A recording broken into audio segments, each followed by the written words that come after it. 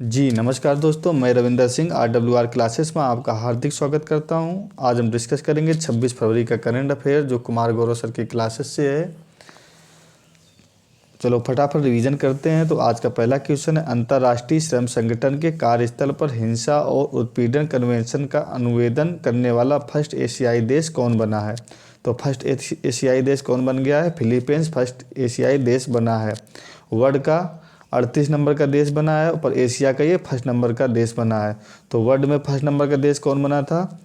Uruguay बना था, जहाँ पर first FIFA world cup Uruguay में हुआ था।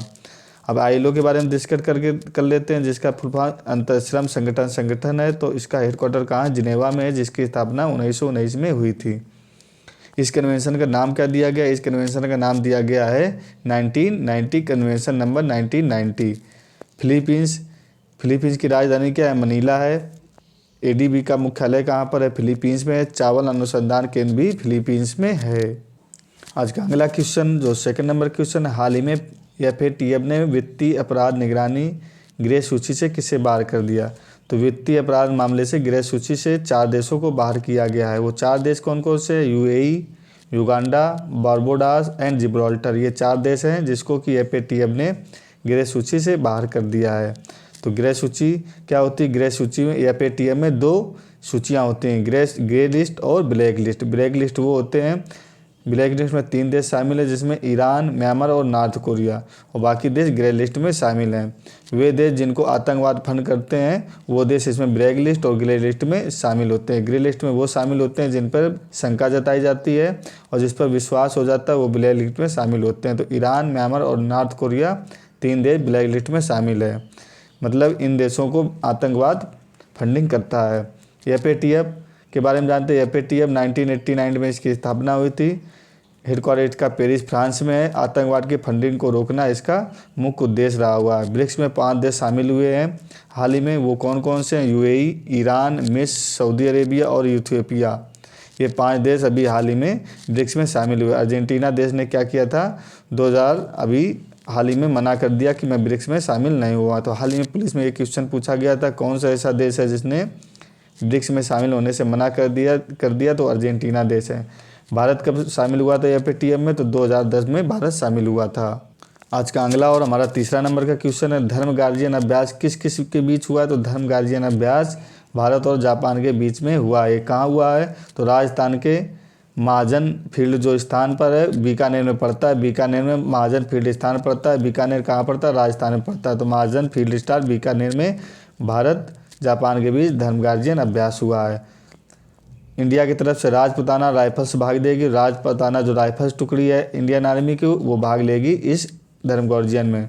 वीर गार्जियन और शिनु मैत्री अभ्यास किस किस के बीच होता है? तो वीर गार्जियन और शिनु मैत्री अभ्यास भी भारत और जापान के बीच होता है। हमारे ये सेम पीडीएफ नोट्स पाने के लिए हमारा टेलीग्राम चैनल @RWR क्लासेस को आप सब्सक्राइब कर लिए, जहाँ पर आपको ये सेम पीडीएफ नोट्स मिल जाएंगे। हरमो शक्ति एक्सरसाइज किस किस के बीच होती है? तो हरमो शक्ति एक्सरसाइज भारत और मलेशिया के बीच होती है।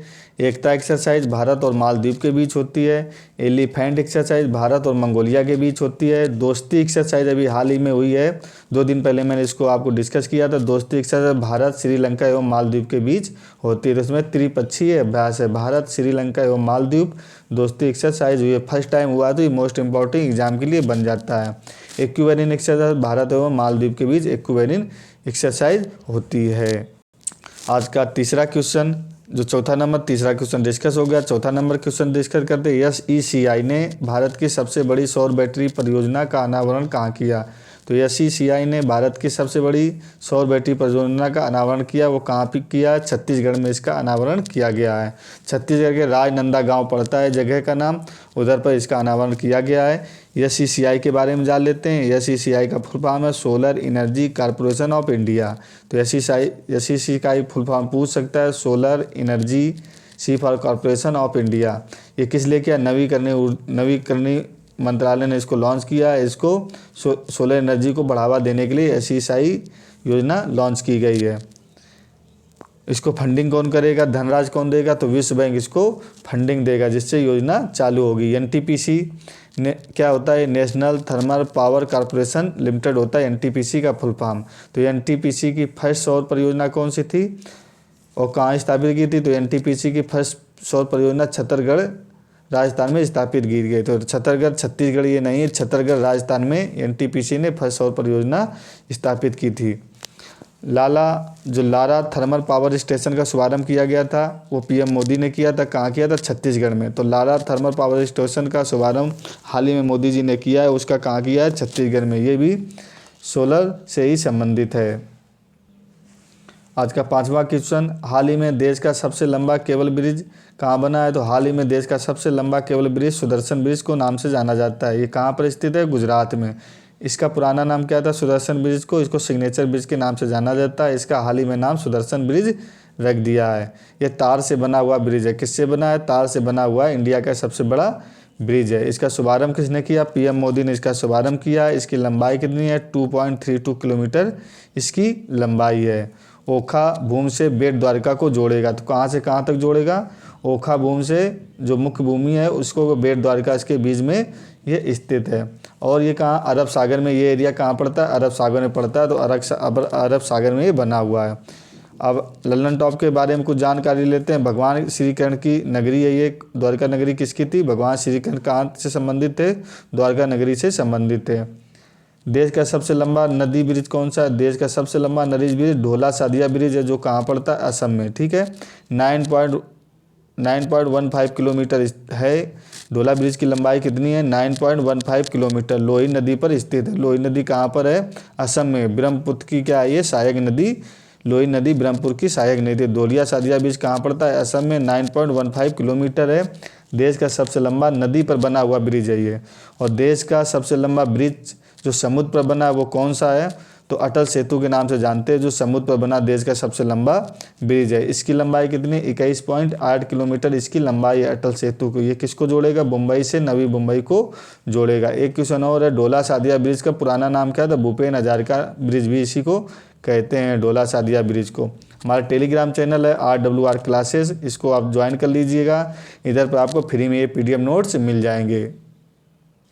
आज का अगला और 6ठा नंबर का क्वेश्चन, भारत की पहली गति शक्ति अनुसंधान पीठ कहाँ स्थापित होगी, तो भारत की पहली गति शक्ति अनुसंधान पीठ स्थापित होगी IIM शिलोंग में। इसका शुभारंभ हुआ है। ठीक है, शुभारंभ किसने किया, सर्बानंद सोनोवाल ने इसका शुभारंभ किया, जो कि जहाजरानी मंत्री हैं। ये किस लिए, इसका उद्देश्य क्या रहेगा, रिसर्च करना इसका उद्देश्य रहेगा। विश्व गति शक्ति का शुभारंभ किसने कहाँ हुआ था, बड़ोदरा गुजरात में इसका विश्व गति शक्ति का शुभारंभ हुआ था। 100वीं नंबर की स्मार्ट सिटी कौन बनी थी, शिलोंग 100वीं नंबर की स्मार्ट सिटी बनी थी। और फर्स्ट नंबर की स्मार्ट सिटी कौन बनी थी, इंदौर फर्स्ट नंबर की स्मार्ट सिटी बनी थी। 7वां number question, mobile world congress का शुभारंभ कहाँ हुआ है और कहाँ किया गया है, तो मोबाइल वर्ल्ड कांग्रेस का जो शुरुआत हुई वो कहाँ हुई, स्पेन में कहाँ हुई, बार्सिलोना नामक जो जगह पड़ती है स्पेन में, उधर क्या हुआ है, मोबाइल वर्ल्ड कांग्रेस का शुभारंभ हुआ है। इटली की राजधानी क्या है, रोम है। रोम किस नदी पर किनारे पर स्थित है, टाइबर नदी के किनारे रोम स्थित है। FAO का हेडक्वार्टर कहाँ पर, रोम में है, जिसकी स्थापना 16 अक्टूबर 1945 को हुई थी। तो FAO की स्थापना कब हुई थी, 16 अक्टूबर 1945 को रोम में हुई थी, जिसका हेडक्वार्टर रोम में है। ब्रिटेन की राजधानी लंदन है, थेम्स नदी के किनारे पर स्थित है। स्पेन की राजधानी मैड्रिड है। और फ्रांस की राजधानी क्या पड़ती है, पेरिस पड़ती है। तो फ्रांस की राजधानी पेरिस है, जो कि सीन नदी के किनारे पर स्थित है, जहाँ पर FATF का हेडक्वार्टर भी है। हाल ही में अट्टुकल पोंगल पर्व कहाँ मनाया गया, जो 8 नंबर क्वेश्चन। 8 नंबर का क्वेश्चन क्या है, हाल ही में अट्टुकल पोंगल कहाँ मनाया गया, तो अट्टुकल पोंगल कहाँ मनाया जाता है, केरल में। जो पोंगल त्यौहार है वो कहाँ मनाया जाता है, तमिलनाडु में। इन दोनों को याद रखिएगा, अट्टुकल पोंगल केरल में और पोंगल त्यौहार तमिलनाडु में मनाया जाता है। तो पोंगल त्यौहार कितने दिनों तक चलता है, 10 दिनों तक ये त्यौहार चलता है। महिलाओं का सबसे बड़ा फेस्टिवल है। इसमें क्या करती है इसमें महिलाएं ज़्यादातर भाग लेती हैं। ये महिलाओं का सबसे बड़ा फेस्टिवल है। मिट्टी के बर्तन में पकवान बनाया जाता है। ये मिट्टी के बर्तन में किस किस से पकवान बना, नारियल, गुड़ और केला से मिट्टी के बर्तन में पकवान बनाते हैं। आज का 9वां नंबर का क्वेश्चन है, जो सेकंड लास्ट क्वेश्चन, भारत की सबसे बड़ी रक्षा उपकरण प्रदर्शनी का शुभारंभ कहाँ हुआ है, तो भारत की सबसे बड़ी रक्षा उपकरण प्रदर्शनी का शुभारंभ कहाँ हुआ, पुणे में किया गया। पुणे कहाँ पड़ता है, महाराष्ट्र में पड़ता है। इसका शुभारंभ DRDO द्वारा किया गया है। इसमें क्या होगा, ऑल वेपन दिखाए जाएंगे, जितने भी वेपन है, अग्नि, त्रिशूल, जो भी वेपन है DRDO के, उनमें क्या उसका प्रदर्शनी दिखाई जाएगी। विंग्स इंडिया का आयोजन कहाँ हुआ, तो विंग्स इंडिया का आयोजन बेगमपेट हवाई अड्डे में इसका आयोजन हुआ था, जो कि कहाँ पर था, बेगमपेट हवाई अड्डा हैदराबाद में पड़ता है। आज का 10वां नंबर क्वेश्चन, जो लास्ट नंबर क्वेश्चन रहेगा, हाल ही में PM मोदी ने 2 हाइब्रिड इलेक्ट्रॉनिक कैटामरन जहाज MV गू और MV निषाद बाग कहाँ लॉन्च किया। तो PM मोदी ने MV गू और MV निषाद बाग 2 जहाज लॉन्च किए हैं। वो कहाँ लॉन्च किए हैं, जो नौकायन के लिए यूज होंगे, ठीक है। तो वो कहाँ लॉन्च किए हैं, वाराणसी के दौरे में थे, तो वाराणसी में ये 2 जहाज लॉन्च किए हैं। नौकायन जहाज में यूज होंगे, किस लिए इनका काम कहाँ होगा, नौकायन जहाज में इनका काम होगा। MV गू सरयू नदी अयोध्या में इसका यूज किया जाएगा। MV गू जो है कहाँ पर इसका होगा, सरयू नदी अयोध्या में इसका प्रयोग किया जाएगा।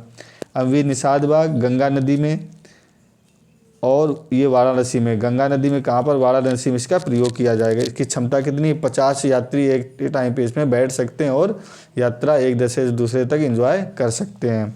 आज का 11 नंबर का पॉइंट है, राष्ट्रपति द्रौपदी मुर्मू पर्पल फेस्ट का करेंगी आयोजन राष्ट्रपति भवन में। तो राष्ट्रपति द्रौपदी मुर्मू जो हैं, भारत की राष्ट्रपति हैं, पर्पल फेस्ट का आयोजन करेंगे। वो कहाँ आयोजन किया जाएगा, राष्ट्रपति भवन में। हमारा टेलीग्राम चैनल RWR क्लासेस को आप सब्सक्राइब कर लीजिए, जहाँ पर आपको ये PDF नोट्स मिल जाएंगे, जिससे आप फटाफट रिवीजन कर सकते हैं। और ये वीडियो आपको अच्छा लगा हो तो लाइक और शेयर करना ना भूलें। Okay, thank you for watching.